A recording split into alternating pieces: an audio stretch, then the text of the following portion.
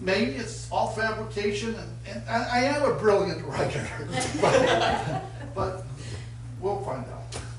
Yes, George. Did you realize, we met last year, Yeah. I've spent a lot of time talking to Mike since. I discovered, after doing some research, because you really surprised me and said, do you really mean that stuff you say? Remember saying that? Yeah. And it took me on a 4-hour discussion about this stuff. And I went out and did some research and found that the US government points to a private website that contains all of the information from Oak Ridge National Laboratories. All of the research. They don't have it on government servers, not part of the Freedom of Information Act.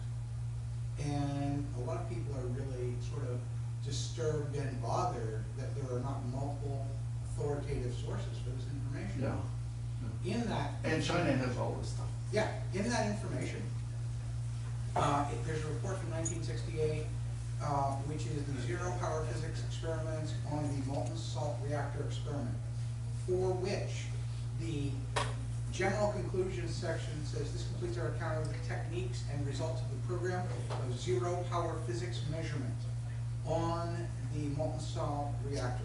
Because the predictions of neutronic characteristics were untested by the experiments prior to the previous release of this document, these experiments and test information are provided here. I'm skipping the rest of this paragraph. And then the last line of this entire document says, dynamics tests at zero power, which were the initial measurements in the continuing program to assess the molten salt reactor dynamic behavior at various stages of operation, give no evidence to support any expectation of operational stability problems in the reactor system. It works. They knew it worked the year I was born. I'm now old. I'm in engineering physics. I'm a nuclear engineering minor in '74. All this stuff is going on.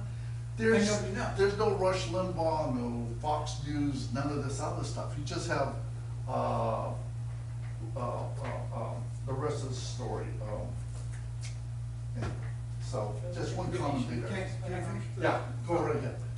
The content, all the documents, is 4.2 gigabytes. I have a copy of my laptop. Everybody who gets any inclination or clue, get a copy. Look, randomly read through, and you will be stunned that they have designs, they have explanations, they have scientific research, it's all backed by numbers. This is before they had computers. I mean, my daughter has spent her entire life living with Google, right? Yeah. And these people were doing math on a slide rule, and they figured out how to make this work. And when you start realizing that a 4-foot reactor, which is the point of criticality, can be put onto the back of an 18-wheeler truck and wheeled into any small city in the United States to provide instantaneous free power, you will understand how this changes the world. It's that $50 quadrillion.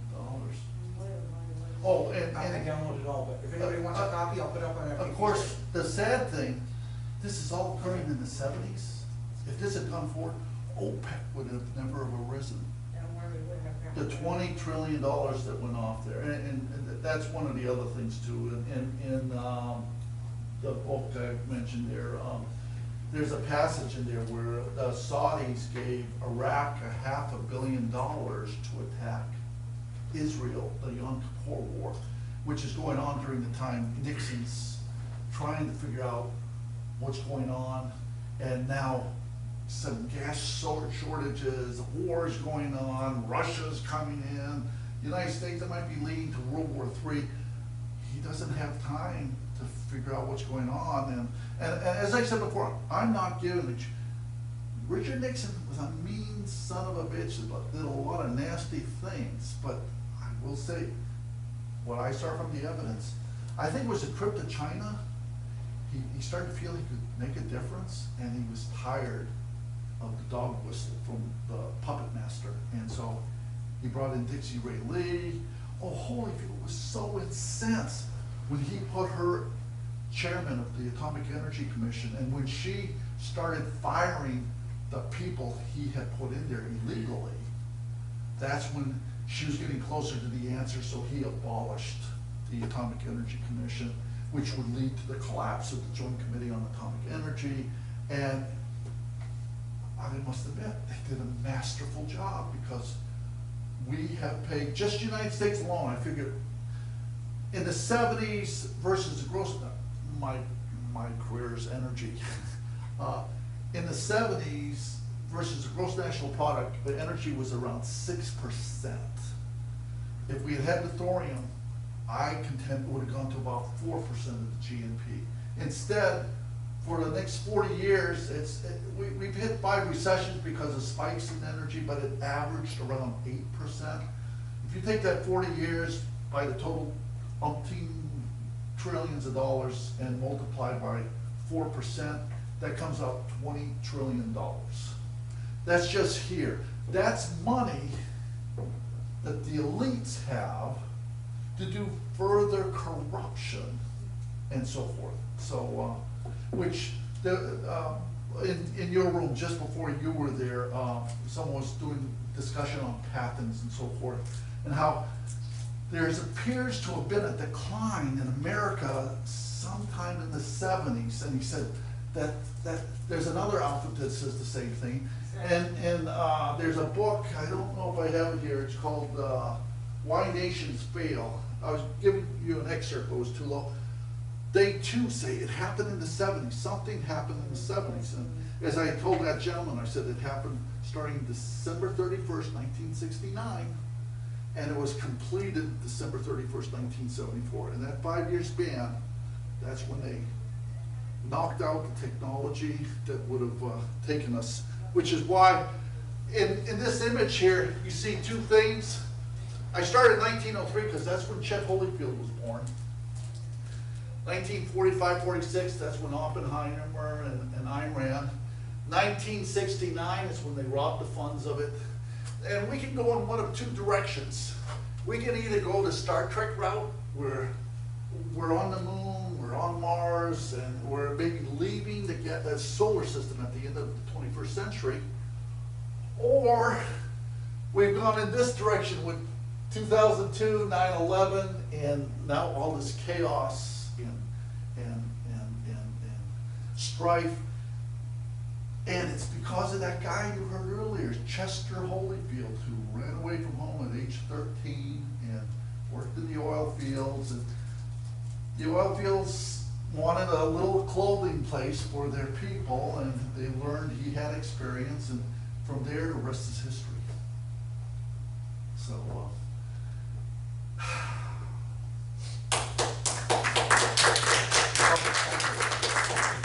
I started applauding because I hear people applauding and they're okay. Oh, it's me. It is you. I have to say that after last year, because we were here in June, I had a birthday party, Liberty Weekend, September. And at my birthday party, I challenged people to watch the first 5 minutes of the thorium remix. Oh, yeah. I challenged them to come into my house to watch the first 5 minutes of a 2.5-hour video where they count down the first 5 minutes, and they were so hooked. My wife's like, "Why are you people in the living room? We're barbecuing in the back." Yeah. Like, they stayed to watch. It's really good.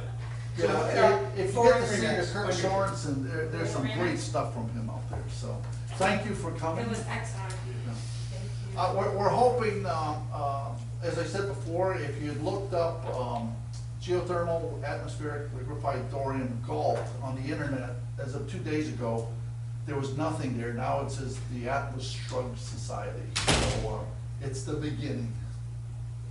Thank you. Thank you so much. Time to go to bed. Yes.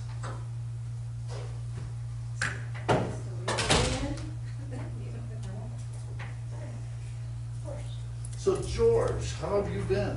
I'm good, thank You know, Sorry I missed your barbecue. I wanted my lobster. Oh, no problem.